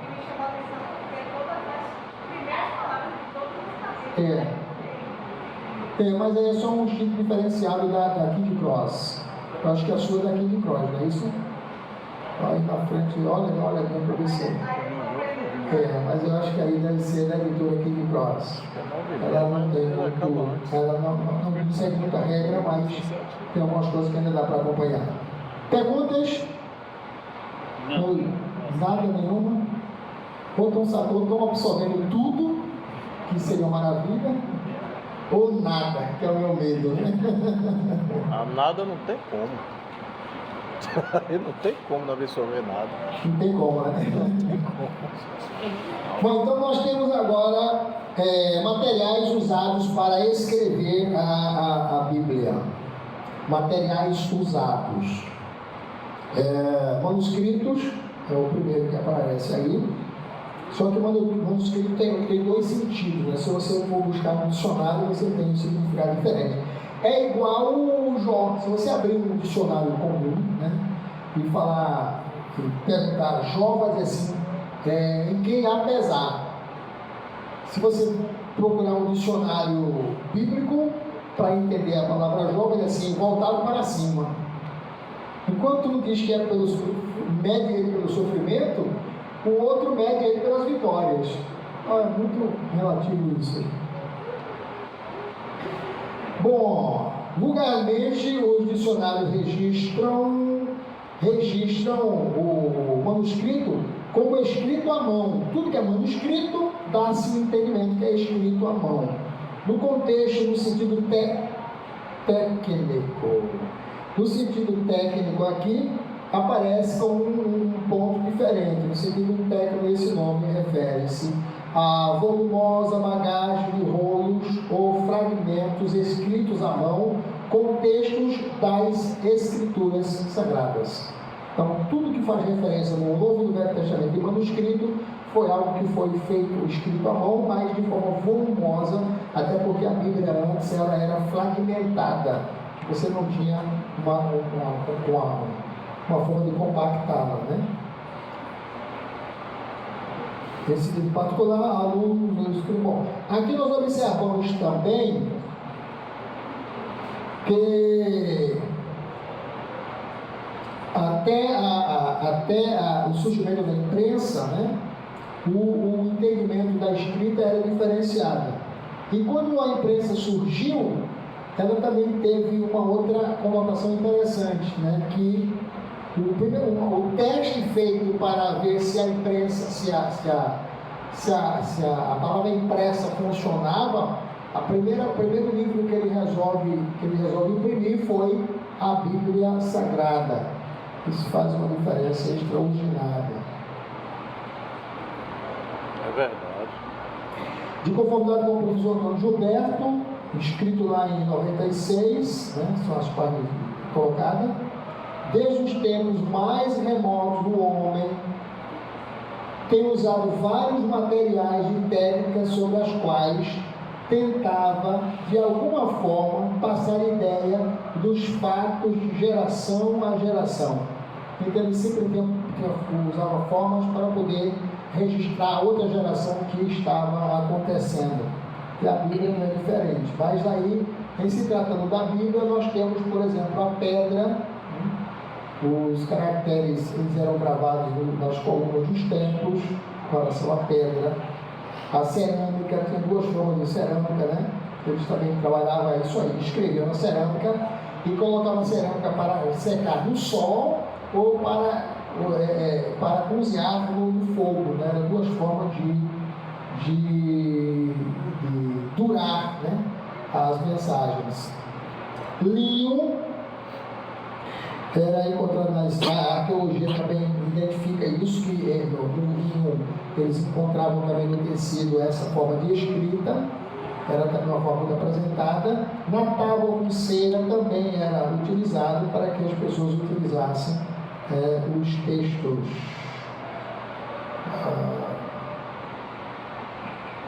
Depois vem o papiro, e a coisa vai evoluindo, né? Vai sendo a idade da pedra, vai melhorando as coisas. O papiro é um material muito antigo. Esse material antigo ele era usado para escrever, era uma forma de planta originária do Egito, nascia na margem do rio, de preferência o rio Nilo tinha muito esse tipo de material, era abundante, né? E por eles era escrito, por eles era registrado a palavra de Deus. Então era muita informação, material escasso, dava um trabalho, eles tinham que ter uma manutenção periódica. Quando os materiais se estragavam, eles tinham que mudar isso. Então era um trabalho extraordinário, né? E toda essa demanda nos dava a ideia de que Deus sempre se preocupou que a palavra dele fosse preservada, né, de maneira extraordinária. Lá na frente a gente vai ver a questão do estudo, a questão do pergaminho também, quando vem apresentando a composição da Bíblia. Quando eles escreviam os textos e eles começavam a se estragar, o que é que eles faziam? Eles copiavam, e quando percebia que a cópia estava correta com a original, eles destruíam a original e era substituído pela cópia. Porque se guardasse a cópia, elas iriam deteriorar e iam terminar perdendo, alterando os textos, e você ia começar a ficar confuso se realmente continha na original o que estava na cópia. Então a cópia substituía a original de épocas em épocas. Isso era o que gerava essa originalidade. Então eles faziam esse tipo de trabalho. Ok? Perguntas? Isso me preocupa muito. Como? A original são as cópias originais, né? Não existe. Agora foi encontrado muita coisa que surgiram depois, né? Por exemplo, os fragmentos do Mar Morto foram encontrados lá em 47, mais ou menos. Então, tem muita coisa que fragmentos que eles encontram e quando eles pegam e vão examinar, percebe-se que faz muito tempo, mas mesmo assim não encontrariam os textos atuais. Entendeu? Isso demonstra a autenticidade, da originalidade da palavra de Deus. Perguntas? Eu estou preocupado.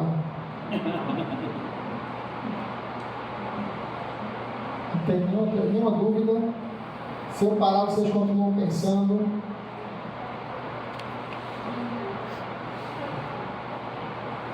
Isso é assustador. É tão bom que é assustador. Posso aplicar uma avaliação sem problema, que eu sei que vai ser médio para todo mundo. É assustador. Pois é.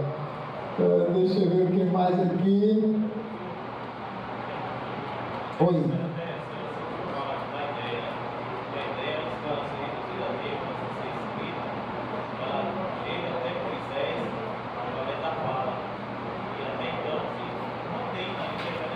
Apesar que existe registro de escrita antes de Moisés.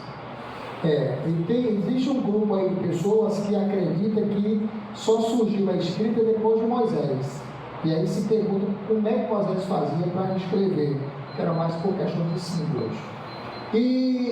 Mas a arqueologia já descobriu muita coisa antes de Moisés, inclusive fragmentos que comprovam uma evolução cívica, né, cultural do povo antes mesmo do dilúvio. Então, muito atrás, o pessoal já vinha avançando. Se encontrar já tijolos, a arqueologia já encontrou tijolos queimados com características de evolução inteligente do povo, né? Ele não era tão primitivo como alguém achava que era.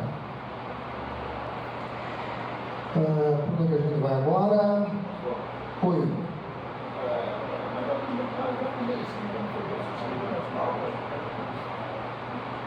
Sim, não, a gente está falando do geral, do povo.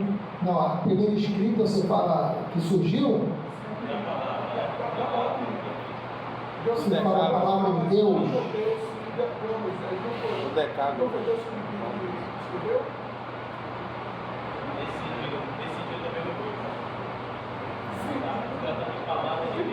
Uma palavra inspirada de Deus. Palavra inspiração de Deus, direta de Deus. Como se a ideia de Deus chegou até Moisés falada, porque não havia sido escrita até então. Antes de ser escrita, a palavra ela era. Os conceitos eram transmitidos por homens, eram chamados homens livros. Eles contavam a história e mantinham a história de pé. Entendeu? Era semelhante a nossa voz de manhã, ou de manhã, né? Outro dia. Contava as histórias aí, iam contando as histórias e a gente, né? Vai avançando. Então conta a história que o avô conta a história do avô dele, do pai dele, e aí o outro, e aí eu vou passando as histórias. Só que nós temos uma outra questão, só para contrariar, viu? Só para contrariar, que tem a palavra de Deus surge a partir de Moisés, pelo escrito de Moisés, pelo registro, Mas nós temos também, por exemplo, o livro de Jó, que os eruditos acreditam que ele foi escrito antes de Moisés. E aí, quem escreveu? Mas quem escreveu? Não se sabe ao certo. Sabe que ele foi escrito. E ele tem aproximadamente 3.500 anos. Antes, ou seja, ele começou antes de Moisés. Então, quase 1.000 anos antes. Poderia ter ido para Moisés, que escreveu? Se foi antes de Moisés, o próprio Moisés não tem sentido, né? Não, mas tipo assim, antes de ele escrever os outros livros. Não, porque foi muito tempo antes, tá? O livro de Jó, a outra questão, existem muitas suposições, tá? No livro, não estiver dando poético, a gente vai explorar mais isso aí. Mas a questão é que a linguagem apresentada, a linguagem dele é a linguagem mais antiga do que a linguagem de Moisés. Que a linguagem dele se assemelha à linguagem de Abraão, de época de Abraão, patriarca Abraão, os estilos e tal. Então são coisas ligadas a isso. Então não literalmente começa ali, mas ali começa esse registro. Moisés transmite o registro, fala a respeito da sua intimidade com Deus, mas já havia uma comunicação muito antes de Deus com o povo, e as verdades apresentadas desde o Éden, elas eram transmitidas homem a homem. Ok? Talvez as pessoas também tenham trazendo na mente que a escrita era semelhante a hoje. Talvez as pessoas também tenham trazido à sua mente que a escrita antigamente é semelhante à que temos hoje, atual. Na verdade era cuneiforme, né? A escrita em forma de símbolos. Sim. Não, falando assim, porque as pessoas veem e pensam, não, mas a escrita... Porque a escrita também veio avançando, né? Ela veio amadurecendo, veio evoluindo, mas já havia uma forma de comunicação por símbolos, caracteres, tá? Por coisas semelhantes a isso, que já trazem esse entendimento.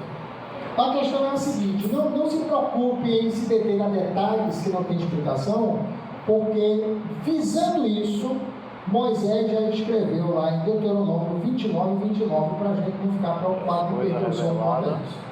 Diga lá, meu para irmão. nós, não. É porque se você for olhar o livro de Jó, a linguagem do livro de Jó é erudita, é uma linguagem de altíssima qualidade. Você vê os sábios falando, aqueles amigos dele, né? Você vê o diálogo, é muito erudito, cara. Muito bonito, uma linguagem muito alta, de altíssima qualidade. Não. Aí você diz, foi como é que... Não, Moisés só pôs a regra, mas a história vem muito atrás. Desde o Éden, entendeu? Éden, Adão, Caim, por aí vinha vendo. Ela foi evoluindo e foi. Agora, quando chega na época de Moisés, talvez pelo preparo dele, pela forma como ele, pela maneira, também ali acontece o seguinte: a partir de Moisés, Deus estabelece uma nação. Então a nação precisava ser estudada, preparada, ter leis, ter regras e tudo isso. Então a estrutura muda-se e cria uma forma diferente a partir dali, por essas exigências também, tá? Idioma e tudo mais. Então ele segue um estilo diferenciado. O próprio Moisés,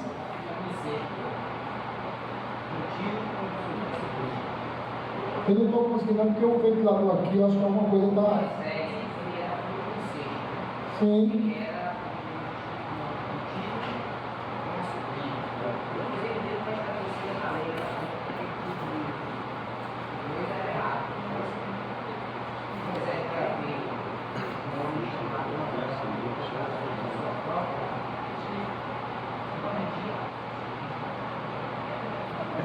Ele está dizendo, professor, que Moisés foi fruto de um incesto entre o tio e a sobrinha. E mais tarde, ele mesmo escreveu que incesto era errado.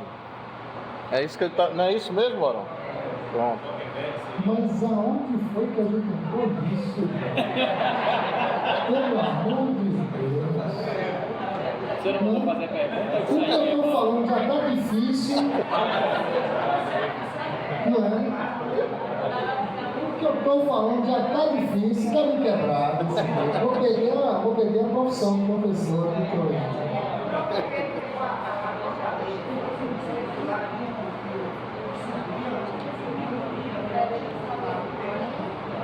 Ó, Não, ele falou dentro do a contexto.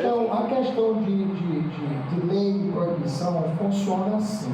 Ó, se você pegar qualquer filme de alguns anos atrás, você vai ver as pessoas fumando em qualquer lugar, dirigindo com a mão só, É isso mesmo. botando a mão lá fora, Era moda. dirigindo sem cinto. Tem algum problema com isso? Tem ou não? Tem? Tem não. Não tem. Porque foi produzido quando isso era permitido. Era moda, né? Entendeu? Então não tinha problema. O problema dele é depois que estabelece a proibição. Agora você não pode estar com você não pode nem dirigir com o braço sabe, com o vidro baixo, você vai ser multado por isso. Entende? Até porque, para poder ter toda a criação que tem hoje, só tinha Adão e Eva no meio do jardim. Então, As proibições elas foram surgindo. Então, assim, a partir do momento que ele teve filhas, naquela época não era pecado. O pecado veio por causa da lei. Quando vai se estabelecendo, aí a partir dali, entendeu? Então, hoje você não pode, quer dizer, não pode dirigir com a mão só, não pode ficar com a cabeça fora, nem o braço, ele não pode andar sem cinto, porque agora já se pode. E há aquela expressão que quando não havia lei que estabelecia isso, então isso era tolerável. Não havia conhecimento do pecado. Oi? Sim. Sim.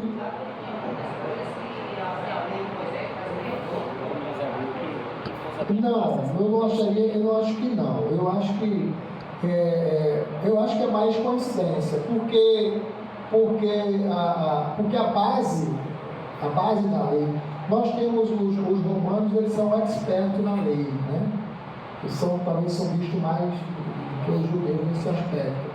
Mas o berço da lei, a gente não pode negar que veio dos judeus, entende? Mesmo ele sendo criterioso nesse aspecto. Então, algumas coisas eram regra geral, tá? Porque existe uma expressão da Bíblia que usa que Deus escreveu a sua lei no coração dos homens. Então, tem coisas que está dentro do geral, entende?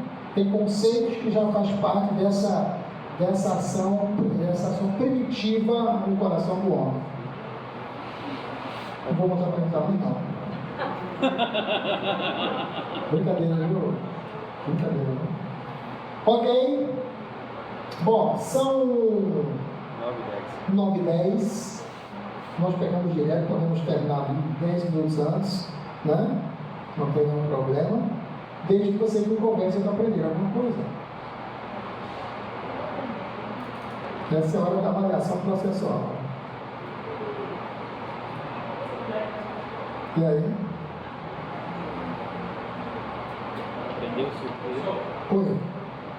Eu entendi, inicialmente, porque no início da aula, o professor começou a aula falando sobre inspiração. Né?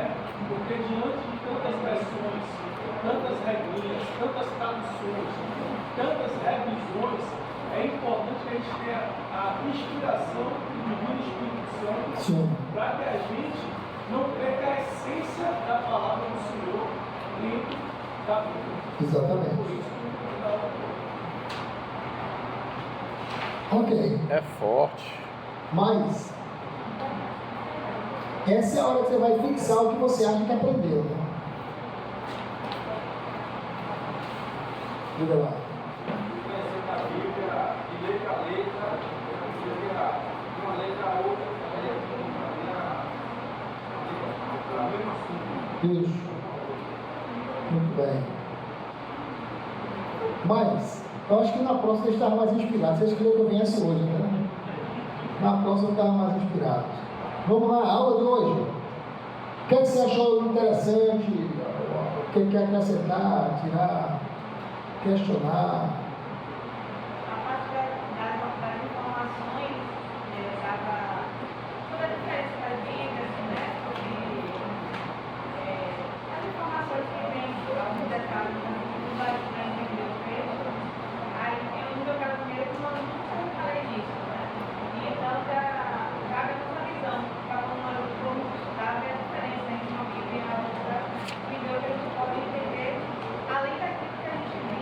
Sim. Muito bem. Certo. Diga lá, irmão. A diferença da Bíblia católica com a nossa Bíblia, Isso. eles acrescentam o godinho. Isso. Nós não temos a parte deles, negócio. Isso. Lá na frente a gente vai voltar sobre os acréscimos e os livros que eles acrescentaram. Mas é bem. Isso. Muito bem. Diga, irmão. A senhora mesmo? A senhora que está aí? Não é a senhora que está aí ou a senhora está em casa? Entendeu alguma coisa? Diga aí alguma coisa. As letras e tem letras aqui que a gente pode pesquisar. Peraí, tem outra aqui na linha falando. Segura aqui, tem outra aqui falando. Diga aí. Não, fale agora. Fala agora. Você está mais perto, ela prepara a ideia para seguir. Como a irmã estava falando, né? As pesquisas que a gente pode fazer aqui, já tem um texto aqui, para a gente entrar no mesmo assunto, mas em outras passagens bíblicas também. Também eu não sabia que tinha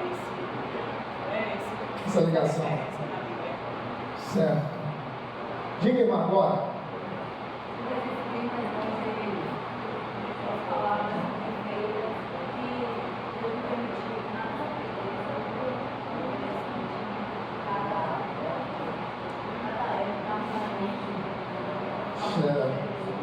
Entendido.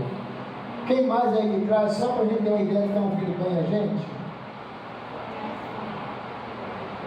Acho que eu vou trocar um tom, A né? inspiração também é tá ciente que nem toda inspiração é divina, como você falou, teve inspiração de Deus, Inspiração de e Cristo. inspiração de Satanás, que é uma questão que existe. Não, deixa eu arrumar a ideia. A inspiração de registro, aí registra a fala do homem, o que o homem pensa e o que Satanás pensa. Tá? O registro de fatos fala sobre os ensinamentos de Deus ao Eu vou mundo. falar algo interessante aí em Romanos capítulo 8, primeiro, que fala sobre essa questão de uma condenação lá para quem está em Cristo Jesus. Fim daí mas houve sim um acréscimo. Né?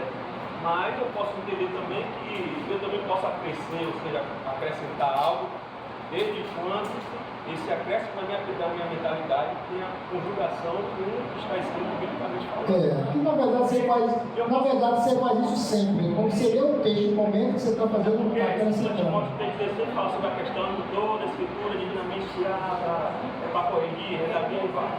Então, nem tudo que nós achamos também e tentamos acrescentar em uma mensagem assim, é de fato inspiração de Deus, é uma inspiração nossa humana que nós trazemos para acrescentar aquilo que nós estamos expressando. Na verdade não seria uma inspiração, seria um argumento, né? Um argumento que é feito sobre o texto. Agora, pastor, pegando esse gancho que ele está falando, esse acréscimo nessa passagem, ela tem a ver com os concílios, com aquele cânon que foi fechado, não, houve algum acordo? Apenas não? É uma questão de tradução. Mas essa tradução veio a partir, por exemplo, da Septuaginta. Quando você parte de uma tradução de uma tradução primária, onde as pessoas não têm um entendimento associado, então achou por bem fazer esse acréscimo para impactar. E prova tanto que essa parte faz uma diferença grande na nossa vida. Ela amplia, ela projeta, né, algo extraordinário. Prova tanto que tem pessoas que não querem nem perder esse pedaço. Marcos 16, de 9 a 20. E aí? Sim. É um acréscimo? Alguns citam como sim. Alguns fazem essa citação. Agora, o que a gente precisa observar é o seguinte: tudo aquilo que não contradiz é tolerável. Entende? Agora, quando você faz um acréscimo que traz para um ponto de vista que distorce com a verdade principal, aí sai fora. Mas hoje, o senhor que trabalhou na sociedade bíblica, se alguém hoje quiser fazer uma nova tradução, É lícito que tenha essa abertura para algum possível acréscimo, como foi feito nesse caso, não, né? Não, porque esse aí foi um caso isolado. Certo. É isso que eu queria saber. Foi um caso de projeção de entendimento daquele texto. Pronto, era isso que eu queria saber. Que ali, e aquela tradução fechou, acabou, não tem mais margem para... Agora o que pode fazer, por exemplo, você tem a Bíblia expositiva, que é uma Bíblia toda argumentada por Jim Swaggart. Pode ter, você pode ter uma Bíblia que fala, mas sem afetar os originais, entende? Então tem um texto e tem um acréscimo. Quer dizer, o acréscimo não, o comentário a respeito do texto. Não é nem um acréscimo, é um comentário a respeito do texto. Acréscimo aconteceu só ali para essa tradução. Porque existem algumas traduções, porque o que é que acontece? O grego, ele é um idioma muito rico. E é muito rico em sinônimos comparativos. Tão rico que na tradução alguns idiomas têm dificuldade de encontrar sinônimos comparativos para corresponder àquilo. Aí termina repetindo, entende? Então às vezes o erro acontece nesse ponto. Repete-se. Por exemplo, aqui, quem é que gosta de manga? Dá só um sinal, só para ter uma ideia. Comprida ou curta?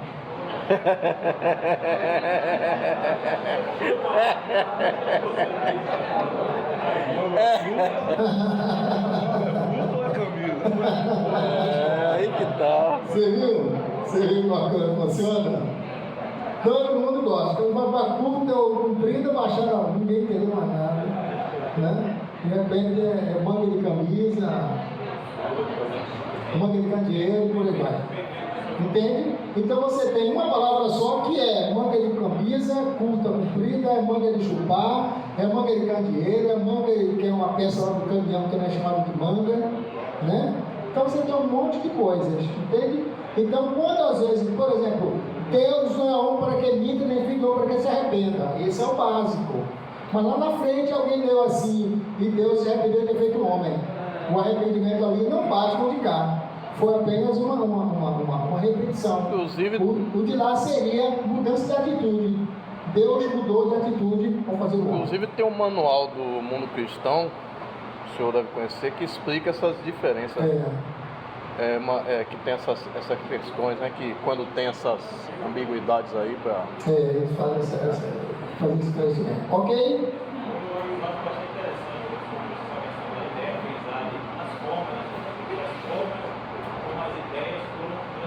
Sim. Eu destaco aquele episódio entre Eliseu e Elias, né? Ele fala o jargão costumeiro da época, fala, eu quero porção dobrada. Sim. A gente aprende isso, e se a gente for fazer uma interpretação conforme o nosso contexto, a nossa espiritualidade, pode distorcer o sentido original e original. Tem que entender um pouquinho do costume para não fugir. Exatamente, para não fugir a originalidade do texto.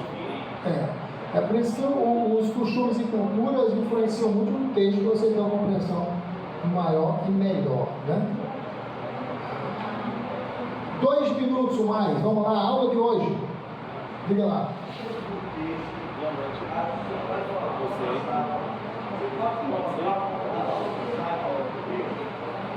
O senhor fala colocar o tema? O tema? Pode.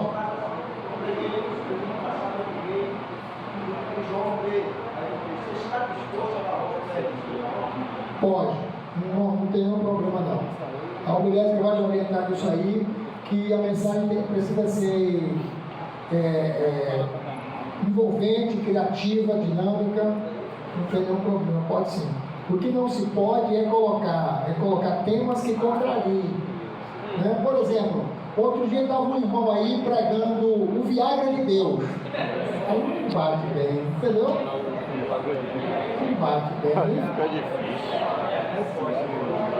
Viagra de Deus? Viagra de Deus. Fala um negócio sério e fica sorrindo, né? Ó. Aula de hoje, vamos lá, gente? Faz uns 2 aí pra gente encerrar. É do rap. Não vou pregar isso não, né? Vamos falar, oi, diga. É do refé. Fala um pouquinho mais alto que eu não tô. O pessoal está orando muito alto aqui, eu estou ouvindo. Sim, é o único livro que conta a história com antecedência. Foi dividido em capítulos descendo com a maior compreensão do texto. Para melhor, e muito depois. Primeiro por capítulo, depois por versículos. Diga aí. Ele disse que aqui era a base da disciplina, daqui dessa disciplina. Ele falou, agora eu achava que a introdução bíblica que eu tenho lá era base. Pronto. Amém? Aí ele falou que era base. Só para não esquecer, quantos capítulos tem o livro de Salmos? Ela comenta, né? Eu vou perguntar de novo. Quantos? Eu acho que vocês estão errando o número, né? Quantos capítulos tem o livro dos Salmos? Não tem nenhum capítulo. Salmos é número. É o inário dos hebreus. Cuidado.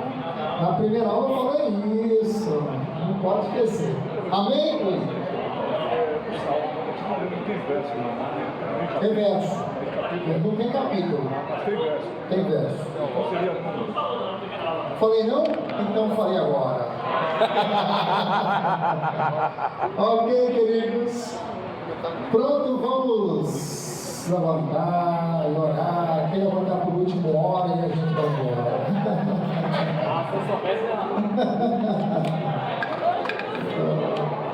Ó, não esquece não, tá? Sempre que tiver um tempinho, vai lá no meu canal, é a forma que você tem que me ajudar.